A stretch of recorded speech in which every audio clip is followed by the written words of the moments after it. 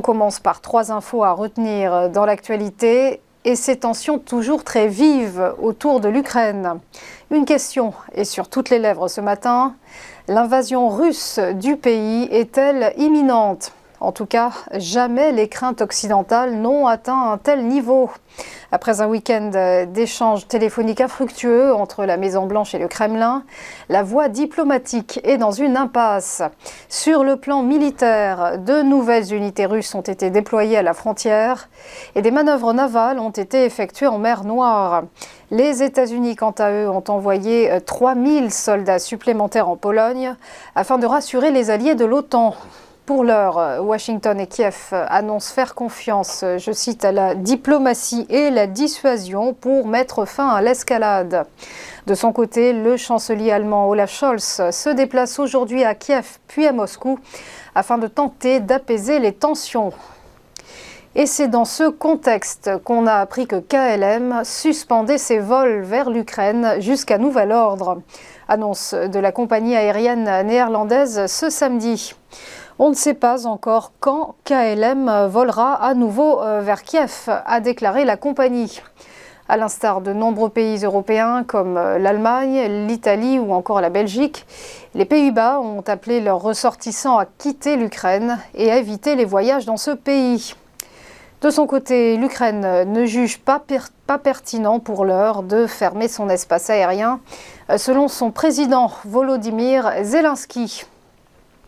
Enfin, elles sont peut-être les grandes gagnantes de ce Super Bowl.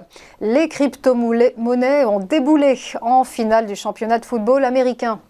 Si vous êtes amateur, vous vous êtes peut-être couché tard cette nuit, après la retransmission de cet événement sportif planétaire.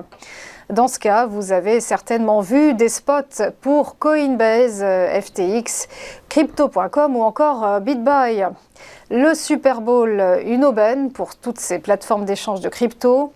À 7 millions de dollars les 30 secondes, ces monnaies virtuelles se sont offertes une fenêtre publicitaire inédite pour trouver de nouveaux clients et élargir leur public. 100 millions d'Américains étaient attendus pour regarder cette finale, remportée pour l'anecdote par les Rams de Los Angeles face aux Bengals de Cincinnati. On passe au point boursier. Petit rappel de la clôture des marchés financiers vendredi dernier. Alerte rouge un peu partout. Fort recul du CAC qui a cédé moins 1,27%. L'indice phare parisien qui a terminé à 7011 points.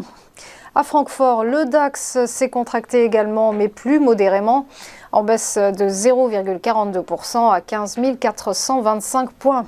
Alors qu'à Madrid, l'IBEX s'est rodé de moins 0,99%. Et à Londres, le FTSE signait un repli de moins 0,15%.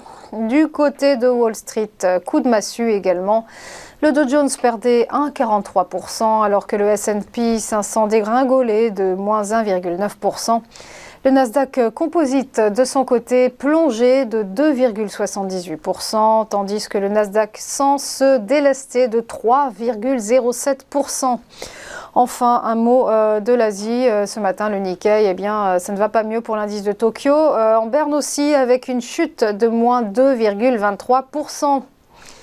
Voilà, restez avec nous à tout de suite pour ChronoCAC et l'ouverture des cotations.